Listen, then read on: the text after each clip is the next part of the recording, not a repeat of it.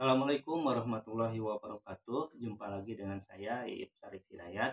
Kali ini saya akan berbagi pengalaman praktik baik dalam mengajar, yaitu dalam pembelajaran pendidikan anti korupsi, yang dimana di dalamnya ada tatanan di balai atikannya dan juga pendekatan STEM. Nah, ini tiga hal ini ya, tiga hal ini cukup menarik sekali ya untuk kita bahas, karena di Purwakarta itu punya 5 bunga rampai pendidikan karakter Purwakarta. Yaitu yang pertama 7 Atikan, yang kedua pendidikan anti korupsi, kemudian AKPK itu adalah semacam pengajian pembelajaran terkuning. Kemudian yang ketiga itu adalah sekolah ramah anak, dan yang keempat sekolah ramah anak, dan yang terakhir adalah tatanan di balai atikan. Tatanan di balai atikan kalau di bahasa Indonesia kan adalah bercocok tanam di sekolah. Tetapi tidak hanya itu ya. Nah, kali ini yang akan saya bahas adalah tiga ya, yaitu PAK pendidikan anti korupsi, tatanan di balai atikan, dan pendekatan STEM di dalamnya. Ini menarik ya. Nah, sebelum ke pengalaman mengajar terbaik saya akan coba menjelaskan dulu apa itu pendidikan anti korupsi, apa itu STEM, dan apa itu TDBA ya. Nah, baik, pendidikan anti korupsi ini merupakan bagian atau irisan dari pendidikan karakter ya, karakter nasional. Nah, yang lebih fokus untuk mengembangkan nilai-nilai anti korupsinya itu sendiri, yang terdiri dari 9 acuan nilai pendidikan anti korupsi ya, yang disingkat 9 nilai ini adalah berjumpa di kertas. Bernya itu bekerja keras, kemudian jujur, mandiri ya, peduli, adil, dan lain sebagainya. Dan ada 9. Kalau pendidikan karakter itu kan ada 18 ya. Nah, kemudian PAK juga adalah bagian dari 5 bunga rampai yang tadi saya katakan ya, 5 bunga rampai pendidikan karakter di Purwakarta. Kemudian, nah, lalu bagaimana dengan TDBA? Kalau TDBA itu adalah singkatan dari tatanan di balai atikan. Nah, tatanan di balai atikan adalah, kalau di bahasa Indonesia kan adalah bercocok tanam di lingkungan pendidikan atau di sekolah. Nah, tetapi di dalamnya itu filosofinya tidak hanya bercocok tanam, tetapi lebih ke kepedulian lingkungan ya, kepedulian lingkungan ya, bagaimana mengajarkan karakter kepada siswa, kepada peserta didik untuk lebih sadar dan peduli lingkungan sejak dini ya, melalui pembelajaran TDBA ini. Lalu konsepnya TDBA ini dia mempunyai model yang lain, dia punya model pembelajaran sendiri, yaitu pembelajaran Pancaniti yang diintegrasikan ke dalam mata pelajaran PLH. Nah, kalau untuk TDBA itu sendiri ya. Nah, kalau untuk STEM, bagaimana STEM? Nah, STEM itu adalah singkatan dari sebuah pembelajaran ya, sebuah pendekatan pembelajaran ya, sebuah pendekatan pembelajaran yang mengintegrasikan di dalamnya itu ada sainsnya, ada teknologinya, ada matematikanya, dan kemudian ada engineeringnya. Nah, ini bagus sekali. Nah, kalau untuk STEM ini, Bapak Ibu guru ya, kalau untuk STEM ini jauh sudah dilaksanakan atau sudah dilakukan di beberapa sekolah di belahan dunia, karena kan STEM itu awalnya memang dari penggagas STEM itu dari organisasi-organisasi keilmuan dunia. Contohnya saya mau kitab in matematika, saya mau kitab in science. Kemudian nah di situ pembelajarannya hampir sama kedua-duanya, yaitu menggunakan pendekatan STEM ya. Nah, kalau tadi TDBA menggunakan model pembelajarannya Pancaniti.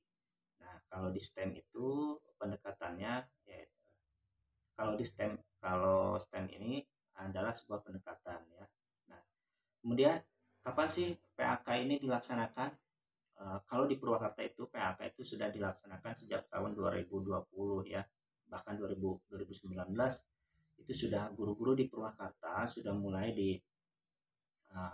diberikan pelatihan-pelatihan untuk pendidikan anti korupsi ini ya, untuk pendidikan anti korupsi. Nah, memang sudah dilaksanakan di beberapa sekolah di seluruh sekolah di Purwakarta. Nah, kalau untuk TDBA sendiri sejak awal 2021 itu sudah mulai dilaksanakan ya di beberapa sekolah, di beberapa titik di sekolah. Nah, sekarang masih berjalan. Kalau untuk STEM sendiri itu diintegrasikan ke pelajaran IPA, matematika ya. Itu sudah digunakan di beberapa negara di dunia. Sudah berjalan lebih dari 5 tahun. Contohnya misalnya di Thailand, di Finlandia ya, di Australia dan negara-negara yang lain. Kalau STEM ini dia menggunakan model pembelajarannya adalah PJBL ya. Kalau untuk STEM PJBL, apa itu PJBL? Itu Project Based Learning. Itu sebetulnya kalau di TDBA itu dia punya Pancaniti modelnya. Nah, kalau di STEM dia punya model PJBL. Itu dua-duanya hampir sama karena antara PJBL dan Pancaniti itu nanti pada akhirnya dia harus mempunyai proyek dan proyek itu menghasilkan produk dari anak yang dilakukan dalam pembelajaran itu nanti, sehingga kalau di PJBL juga sama, nanti dievaluasi, kemudian dites, kemudian dipresentasikan di dalam Pancaniti juga sama, kemudian dalam model Pancaniti juga hampir sama. Nah, ketika saya melakukan pembelajaran ini di kelas ya, bagaimana nih kan di dalamnya ada pendidikan anti korupsi. Apakah saya harus membuat RPP yang berbagai macam, misalnya pendidikan anti korupsi itu sendiri, kemudian TDBA-nya itu sendiri, dan RPP yang STEM-nya itu sendiri. Nah, menurut saya itu tidak harus, ya, itu tidak harus dibuat satu-satu RPP karena ini akan sangat merepotkan guru ya. Sudah memang administrasi ini sudah memang sangat merepotkan, apalagi kalau misalnya dari setiap pembelajaran itu harus ada RPP masing-masing. Nah, menurut saya ini karena untuk PAK itu sendiri kan dia yang diinsersikannya itu bukan pembelajarannya, akan tetapi nilai acuan PAK-nya yang terdiri dari 9 itu. Nah, itu nilai acuan PAK itu bisa dimasukkan ke pembelajaran, bisa dimasukkan ke budaya kelas dan juga budaya sekolah dan juga budaya masyarakat. Nah, gitu. Jadi menurut saya untuk agar lebih simple, lebih mudah dan bisa diintegrasikan, nilai acuan yang 9 nilai acuan PAK ini kita pilih nanti masuknya ke dalam pembelajaran itu ketika proses aktivitas pembelajarannya nanti masuknya kemana gitu untuk PAK-nya itu sendiri. Nah, dan untuk RPP-nya itu sendiri cukup satu RPP saja yang dibuatnya. Contohnya misalnya buat saja misalnya RPP Pancaniti kalau misalnya dalam pembelajaran PLH ya, dalam pembelajaran tatanan berarti kan kita cukup membuat RPP Pancaniti saja. Nah, nanti di dalamnya ada nilai acuan PAK-nya. Kemudian karena ini saling berkaitan antara TDBA dengan STEM ini, maka nanti di dalamnya ketika kita mengajarkan kepada anak tentang mencari solusi dari misalnya gini, kita akan melakukan pembelajaran tentang bagaimana merawat tanaman. Otomatis kan siswa itu harus meneliti dulu ya, meneliti dulu, diberikan sebuah permasalahan, mencari permasalahan, kemudian mereka mencari solusi melalui brainstorming, kemudian mereka menyiapkan rancangan apa yang akan mereka proyek, apa yang akan mereka buat. Nah, itu tahapan-tahapan itu sudah masuk ke dalam tahapan dalam STEM, itu sudah masuk ke tahapan STEM-nya sendiri, dan kemudian di Pancanitinya juga itu masuk tahapan Pancaniti, yaitu di mana siswa pertama harus niti hati-hati, ya, mengerti permasalahan, mengerti konteks yang mereka pelajari, kemudian niti surti mereka paham apa dari permasalahan tersebut, mereka pahami, kemudian mereka cari solusi, kemudian niti bukti, kemudian setelah mereka paham, mereka mencari solusi, mencari pemecahan masalah ya dengan rekannya melalui kolaborasi, bertukar pikiran, dan mereka menemukan di niti bukti ini mereka menemukan solusi apa yang akan dirancang. Nah setelah itu masuk ke tahap niti, tadi kan sudah niti bukti ya, sekarang tahapan niti bakti. Sudah mereka melakukan tahapan itu, mereka membuat proyeknya, kemudian mereka membuat alat atau sebuah produk. Nah, mereka harus itu tahapan membuktikan bahwa permasalahan itu bisa diselesaikan dengan produk yang mereka buat. Nah, kemudian setelah itu mereka dibaktikan, artinya berarti produk yang mereka buat itu diimplementasikan ya, dibandingkan ya dengan rancangan sebelumnya. Nah, setelah itu selesai di tahap keempat ini ya, mereka sudah menemukan sendiri, sudah menemukan sebuah ilmu baru yang tidak terbantahkan ya, karena mereka sudah mengalaminya sendiri. Setelah itu di tahapan terakhir yaitu niti sejati, artinya berarti di tahapan ini siswa pengetahuan yang mereka dapatkan kemudian mereka bagikan ke rekannya mereka,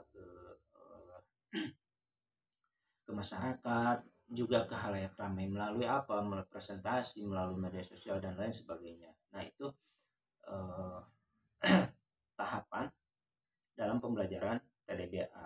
Bagaimana dengan pendidikan anti korupsinya? Nah, pendidikan anti korupsinya itu sendiri yaitu ketika siswa melakukan proses tahapan-tahapan itu nanti diselipkan nilai-nilai anti korupsinya gitu, diinsersikan. Oh, ketika kerjasama berarti mereka harus peduli, mereka ketika membuat produk mereka harus bekerja keras, kemudian mereka harus mandiri tanpa dibantu oleh gurunya, mereka bisa membuat produk sendiri. Itu kan nilai-nilai yang fokus ke dalam pendidikan anti korupsi. Nah, selanjutnya, lalu untuk bagaimana misalnya ya pelajaran PLH, contohnya misalnya gini, ketika dilaksanakan maka ketika pembelajaran ini sudah terintegrasi, nanti otomatis untuk pembelajaran PLH-nya sudah PAK-nya sudah ada, kemudian TDBA-nya ada, dan bagaimana untuk STEM-nya? Nah, untuk STEM-nya itu sendiri, ketika siswa melaksanakan proses itu kan kita kaitkan dengan pembelajaran matematikanya. Ketika ini membuat pupuk organik cair, berarti mereka harus menghitung berapa takarannya gitu kan. Ketika mereka merancang produknya, artinya berarti mereka diposisikan sebagai engineering kecil, yang dimana mereka harus mendesain produk itu sendiri ya. Kemudian untuk IPA-nya, untuk sainsnya, tentang kegunaan pupuk organik cair ini kan, kemudian untuk cara merawat tanaman itu sendiri kan masuk ke IPA-nya itu ya.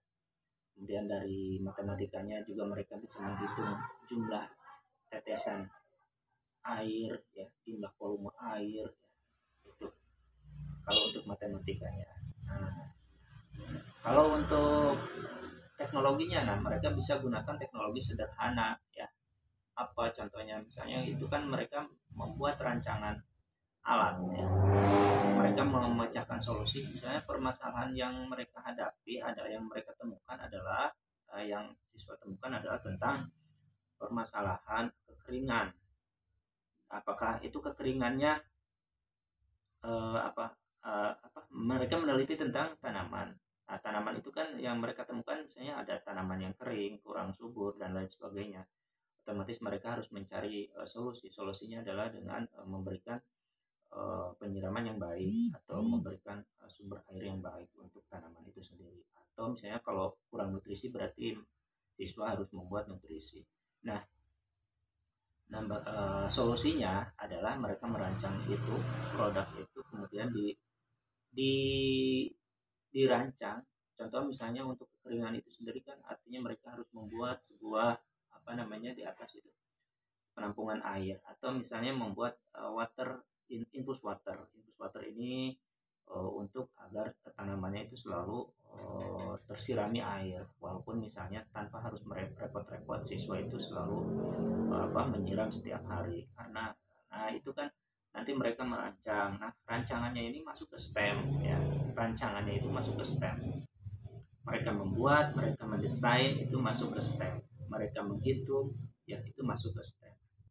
Gitu. Jadi ini berkaitan antara STEM dan TDBA. Kalau PAK-nya jelas ini dari nilai acuannya ya. Nah, kemudian bagaimana cara merancang RPP-nya? Untuk merancang RPP-nya sangat mudah ya. Buat saja RPP yang 3 komponen. Nah, kalau teman-teman nanti misalnya butuh RPP Pencaniti, nanti saya ada contohnya. Kemudian untuk Bapak Ibu misalnya yang butuh untuk pengetahuan tentang STEM, nanti boleh sharing dan komen di bawah ini ya. Kemudian juga bagaimana pengalaman siswa setelah melakukan pembelajaran ini. Nah, yang saya rasakan itu pembelajaran ini itu bisa sampai bisa sampai seharian, bahkan siswa itu tidak terasa mereka sedang belajar ya. Mereka sangat antusias sekali, mereka bekerja sama dengan baik, mereka bisa mempresentasikan, mereka bisa mandiri ya. Itu terutama itu nilai anti korupsi. Mereka bisa jujur ya, jujur terhadap gurunya. Artinya jujur dalam bersikap dalam pembelajaran itu tanpa ada manipulasi apapun ya. Kemudian uh, intinya dalam pembelajaran ini nanti ada kaitannya juga dengan pembelajaran ABA 21 ya. Ada terobosan ABA 21-nya di mana siswa harus menggunakan teknologi ya, karakternya juga dibangunkan, kemudian literasinya juga ada ya. Nah, kolaborasinya ada. Nah, selanjutnya dari pengalaman yang saya lakukan itu saya bisa ambil kesimpulan bahwa pembelajaran STEM, TDBA dan anti korupsi itu tidak serumit apa yang kita bayangkan, karena selama ini ada beberapa teman saya yang bertanya bagaimana sih untuk mengimplementasikannya pembelajaran STEM di sekolah, di kelas terutama ya, ketika misalnya ada pengawas ingin melihat pembelajaran kita di kelas yang di dalamnya ada pembelajaran matematikanya, ada pembelajaran pendidikan anti korupsinya, ada pembelajaran STEM-nya, ada ABA 21-nya, dan juga ada pembelajaran TDBA-nya. Nah, itu bisa kita lakukan dalam satu kali pembelajaran. Nah, itu saja Bapak Ibu. Jadi kalau misalnya teman-teman nanti ada yang mau ditanyakan, boleh komen di bawah ya. Terkait STEM, terkait PAK, juga terkait tentang TDBA. Itu saja yang bisa saya share kali ini tentang pembelajaran yang saya lakukan ya. Mudah-mudahan ada manfaatnya. Demikian. Assalamualaikum warahmatullahi wabarakatuh.